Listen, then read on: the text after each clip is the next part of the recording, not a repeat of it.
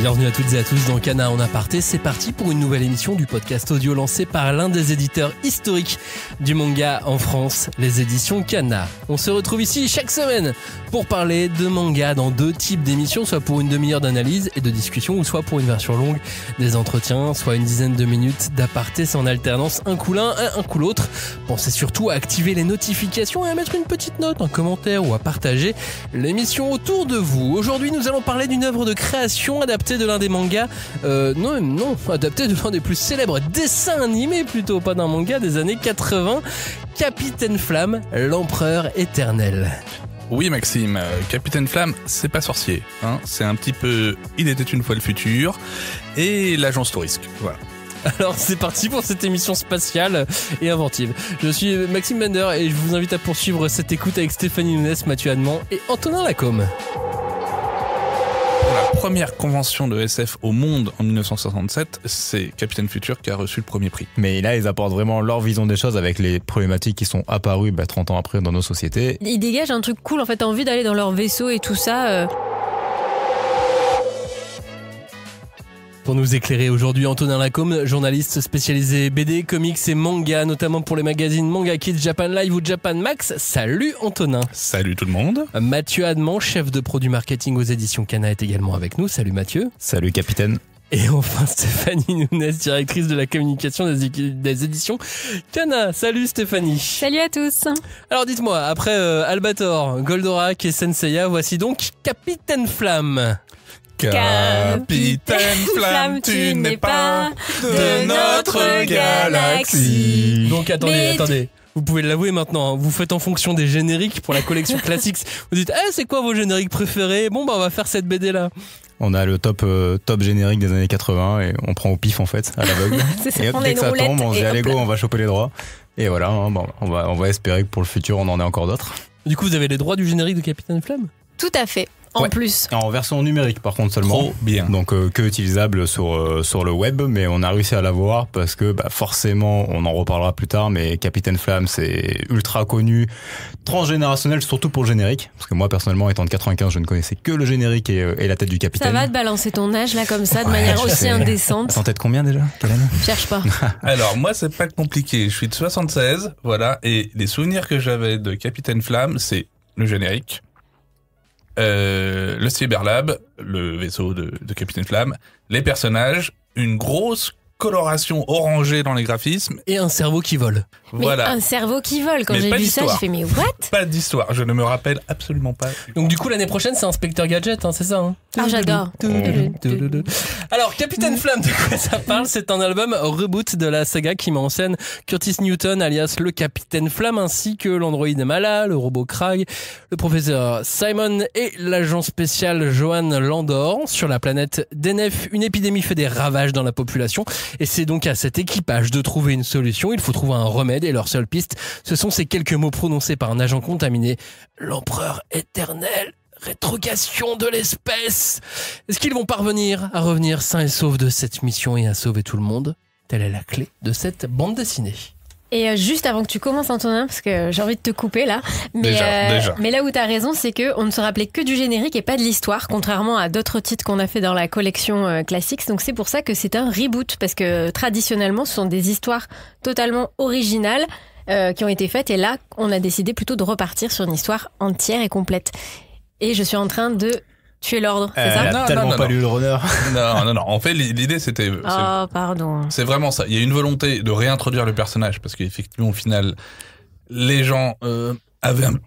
Alors déjà, soit ils étaient pas nés, on va pas se mentir, soit effectivement, ils avaient un peu zappé, soit effectivement, c'était pas très clair. Donc, on réintroduit... Enfin, les auteurs vont réintroduire un petit peu...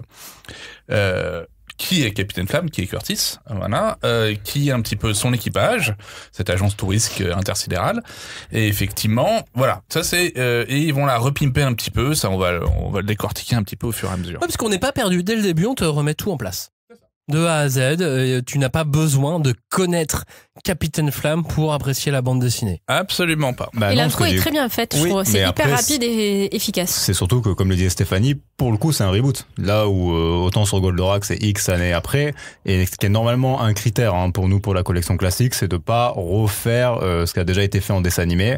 Mais là, effectivement, Sylvain et Alexis, quand ils sont allés voir Timothée et Christelle, ils ont dit « Ok, pas de souci, nous on peut faire une side story, mais par contre, expliquez-nous de quoi parle Capitaine Flamme. » Et là, gros blanc, parce que personne ne se souvient, donc nécessité de faire un reboot d'abord. Voilà, donc effectivement, on va introduire donc Curtis Newton, le Capitaine Flamme, qui au final va, entre guillemets, sa naissance est liée à une tragédie, donc le meurtre de ses parents par un attentat d'un illuminé religieux, enfin en gros c'est ça. Eux étaient vraiment des savants, des scientifiques au sens noble du terme qui voulaient utiliser la science vraiment pour faire avancer l'humanité, pour lui rendre service et autres.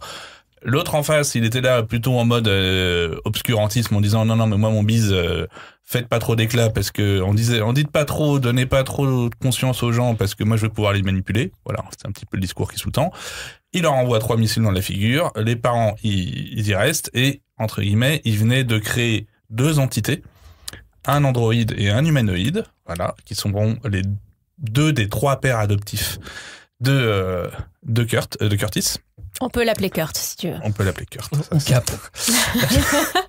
Voilà, donc vous avez un androïde, un robot à la force titanesque, voilà, un androïde, qui a une conscience et une intelligence artificielle à elle. Vous avez un humanoïde, Mala, qui lui peut prendre toutes les formes. C'est une forme ça c'est molle. pratique, hein. Ah, ça c'est plutôt pas mal. Ils se tirent à la bourre tous les 2, c'est vraiment les sidekicks et compagnie, donc c'est assez drôle. Et vous avez le 3e personnage qui est le professeur Simon Wright, qui effectivement est un grand scientifique qui est atteint d'une grosse maladie. Grand. Ah bah il est plus très grand puisqu'au final pour pas souffrir il va accepter qu'on mette son cerveau dans un robot et c'est un petit machin qui vole dans une petite navette. Alors on fait les malins, on fait les idiots depuis tout à l'heure en disant oui c'est l'adaptation d'un dessin animé etc. Alors effectivement oui ça vient de là mais le dessin animé Capitaine Flamme à la base c'est pas une création originale. Non, à la base c'est inspiré d'une série de romans. Voilà, une série de romans par un auteur qui s'appelle Edmond Hamilton, qui a commencé en 1930. Donc pour vous dire que là, on commence à vraiment arriver à l'archéologie de la science-fiction. Lui, il a vraiment plutôt explosé dans les années 40 et 50 dans des revues qui s'appellent les Pulp, qui étaient vraiment des revues. Alors, il n'y avait pas Internet à l'époque, des revues cheap qui étaient vraiment publiées dans des kiosques, vraiment pas chers et entre guillemets souvent avec des couvertures assez accrocheuses. Voilà. Et donc il a continué à faire ses bouquins, mais pendant Capitaine Futur et pas Capitaine Flamme du coup. Alors ça s'appelait. En gros, Capitaine Flamme, il est connu comme ça en France. Partout dans le reste du monde, ça s'appelle Capitaine Futur. Le nom était déjà. On peut pas s'en empêcher en France de changer les noms, les prénoms pour notre exception culturelle. Il y avait déjà un magazine qui s'appelait Capitaine Futur. Ah. Et donc à ce moment-là, effectivement, il y avait des couvertures assez accrocheuses et c'était vraiment ce qu'on appelle les weird tales, c'est ce qu'on peut compléter maintenant le mauvais genre, à savoir les récits d'horreur, les récits un peu gothiques, les récits de science-fiction. Les récits de western, d'action, des trucs comme ça. Enfin voilà, ce qu'on considérait vraiment comme de la sous-culture qui est devenue de la pop culture. Voilà. C'est rigolo parce que du coup le parallèle avec le manga considéré au début comme de la sous-culture. C'est ça c'est exactement la même chose. Alors ça fait un peu de chemin depuis. Ensuite c'était Hamilton est né en 1909 entre guillemets, donc il a commencé à avoir sa carrière. A commencé à écrire après la Première Guerre mondiale, qui était une période un petit peu particulière du fait qu'il y a eu tellement d'horreurs qui ont été vécues à ce moment-là qu'il y avait un peu ce côté plus jamais ça. Donc on a voulu croire en l'avenir. On a voulu vraiment croire au futur et le futur à ce moment-là c'était la science. Donc on a vraiment Maintenant, le paradigme a un petit peu changé, mais à l'époque, c'était vraiment, on investissait, et encore plus dans la SF des années 50 et 60, dans la science. Et en fait, Curtis incarne ça. Il est vraiment rationnel, il est vraiment... c'est un vrai shérif, hein. Il a ses 2 flingues sur les côtés, c'est un peu... Mais par contre, il va pas chercher à tuer ses ennemis, il va chercher à les mettre KO et à les faire juger. Avec un petit côté Sherlock Holmes. Aussi, c'est une enquête. En fait, c'est une série de 14 romans, Capitaine Futur, qui ont été adaptés en plus de 50 épisodes. Voilà, c'est 4 épisodes par enquête, quand même. Alors, si on se remet un petit peu dans les dessins animés des années 80, il y a du contenu, hein. C'est-à-dire qu'effectivement, c'est peut-être pour ça que personne ne se rappelle vraiment des histoires. C'est qu'au final, il fallait vraiment être assez... assidu. Voilà, c'est le mot que je cherchais. Il fallait vraiment être assidu, quand ça s'appelle, pour arriver à suivre entièrement l'enquête et autres. Voilà. Et les gens qui étaient dedans, pour avoir un petit peu autour de moi m'être renseigné, ceux qui sont à fond Capitaine Flamme, ils étaient à fond Capitaine Flamme, ils s'en rappellent. Ouais, tu le sais de A à Z et ça te marque. Après, t'as les autres comme moi qui ont maté le truc, mais en disant juste de la bulle bleue sur le torse. C'est vachement orange, quoi. Mais ça se traduit, hein, du coup, c'est rigolo parce que nous, ça s'est traduit dans la fabrication de la BD par le fait qu'on avait 2 ayants droit. Donc, évidemment, la Toei qui a géré le dessin animé Capitaine Flamme qu'on connaît tous, mais du coup, les Allemands qui, en fait, sont maintenant les Allemands qui ont les droits des romans Capitaine Futur. Donc, évidemment, ça rajoute 2 fois plus de fun quand on doit rendre des comptes à 2 personnes à c'est différence. pas les pires. Non, mais Les Allemands, non, c'était plutôt simple.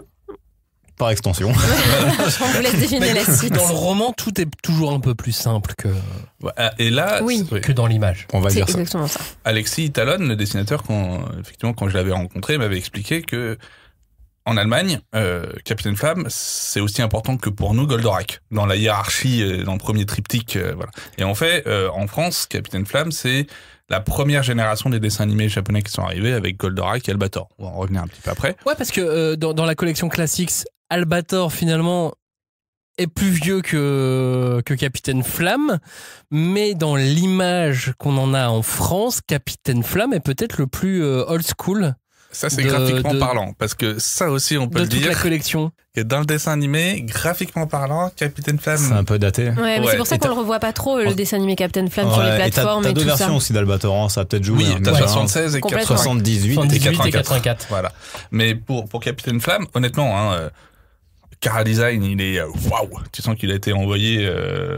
il a été fait en Corée du Nord, enfin vraiment, ou en Corée du Sud, dans les usines de production à l'époque, à la chaîne. Aussi, ouais. Ah ouais, non, mais.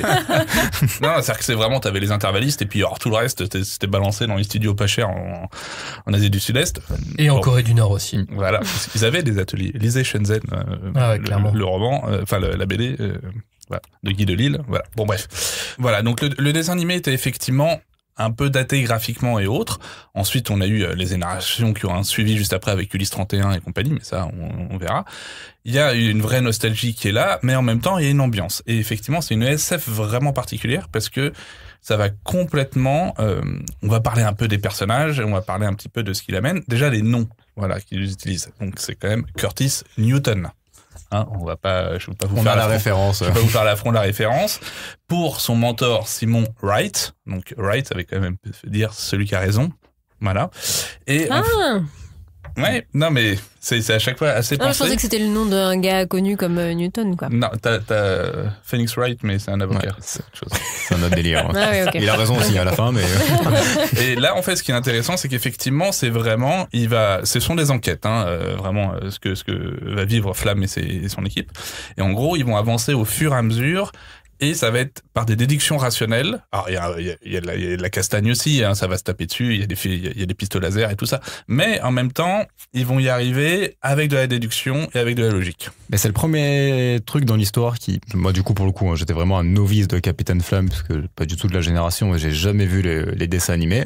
En fait, dans la BD, il a vraiment cette réputation de franc-tireur que tout le monde lui colle, alors que quand tu le suis, c'est une vraie enquête et à aucun moment, en fait, il se dit, bon, là, on va y aller et on va tout dégommer. C'est plutôt l'inverse, d'ailleurs. Il va vraiment à chaque fois essayer d'avoir la paix jusqu'au bout, essayer de résoudre ça par la voie tranquille, on va dire, et par la négociation. Et pourtant, tout le monde l'appelle le franc-tireur. C'est ça, alors qu'il est vraiment pas off-limit, quoi. Non, pas du tout. C'est pas Cobra. Non, exactement. Ouais, carrément, alors, c'est il ça. est franc-tireur. Comme Cobra, il n'appartient à aucune organisation.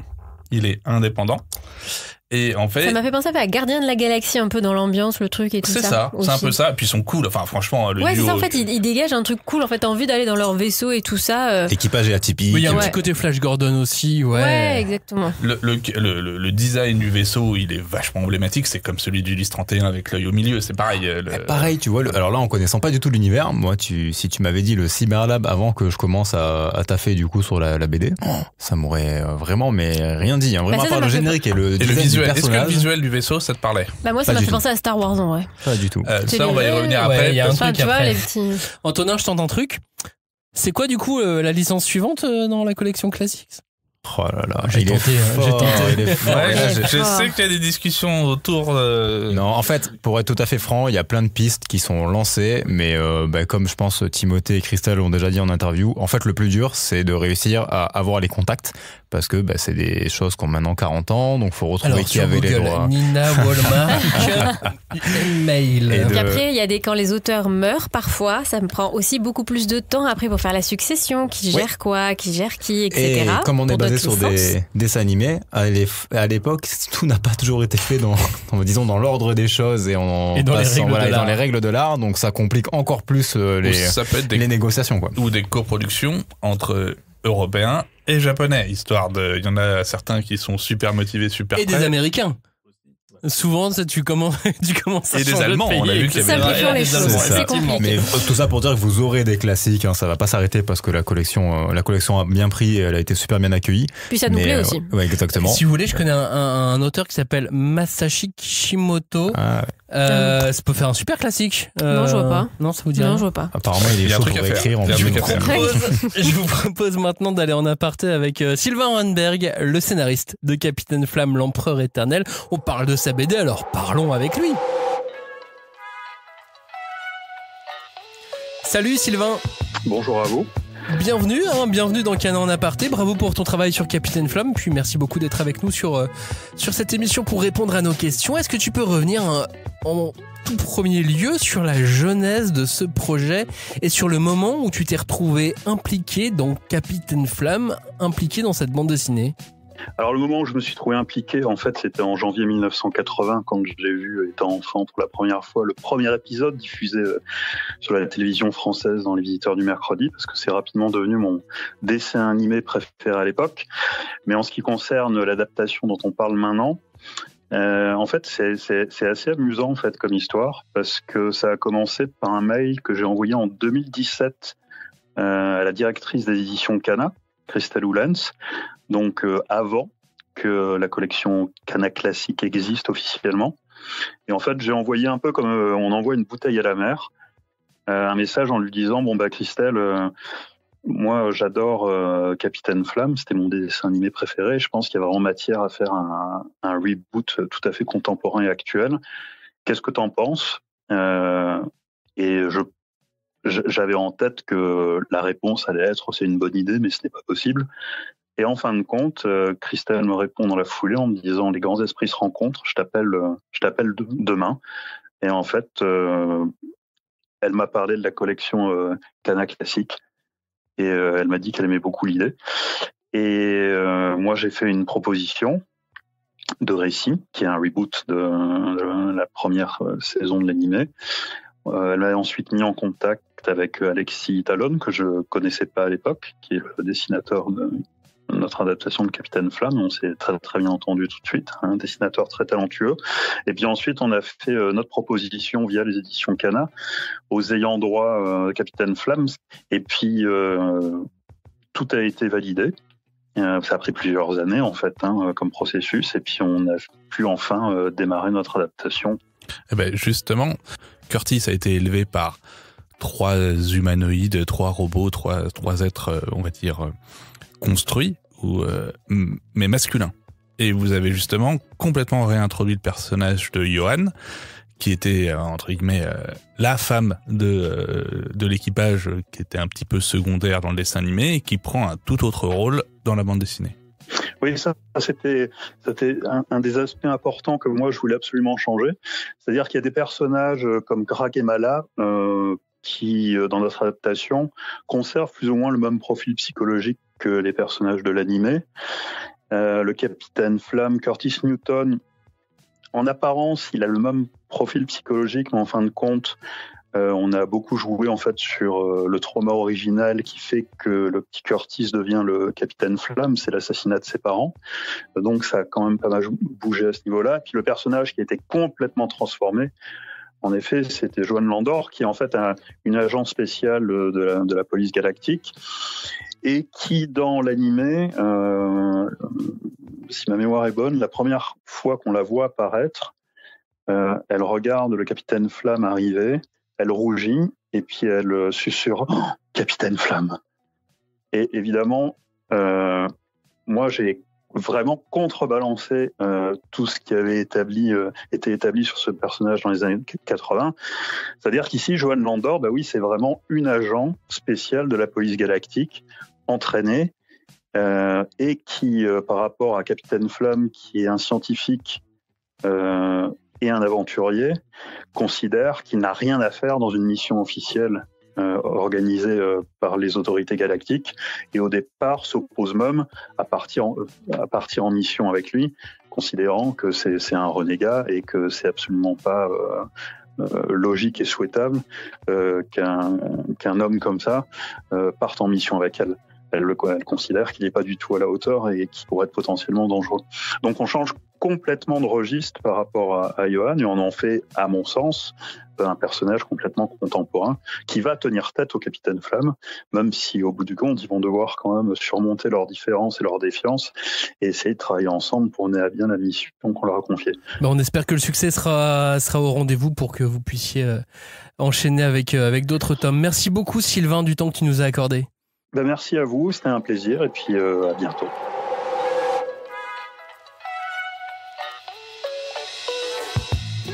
La version longue de cet aparté est à retrouver la semaine prochaine en intégralité. Passons aux recommandations avec Capitaine Flamme. C'est difficile, Capitaine Flamme, pour les recommandations, parce qu'on peut aller dans tous les sens. On va juste chercher des points communs avec d'autres œuvres. On fait comment ?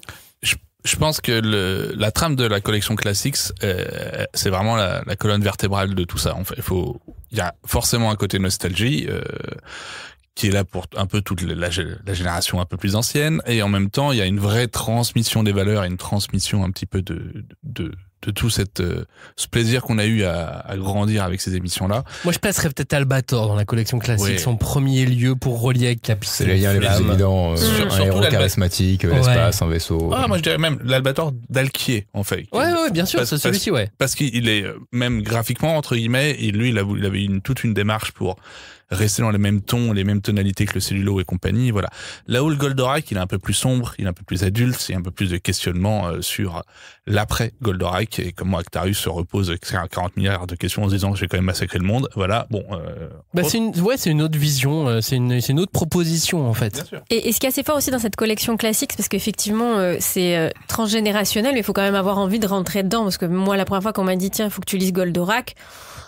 J'avoue, j'étais là, ça m'intéresse pas du tout cette BD à papa, et forcément quand j'ai fermé, j'ai dit mais c'est phénoménal, c'est génial. Et en fait, c'est ça qu'il faut se dire, c'est que là, j'ai lu Capitaine Flamme d'une traite, et c'est génial. Enfin, c'est des thématiques qui sont assez universelles. Tu rentres dedans, c'est un vrai space opéra. Enfin, c'est un vrai Marvel, comme Goldorak. Je me suis dit tiens, je suis en train de regarder un film Marvel, juste en train de le lire, c'est chouette. Tu passes un super bon moment. Surtout, c'est dur, mais le nom classique, ça veut dire que c'est des classiques, et ça veut dire que on peut pas se tromper.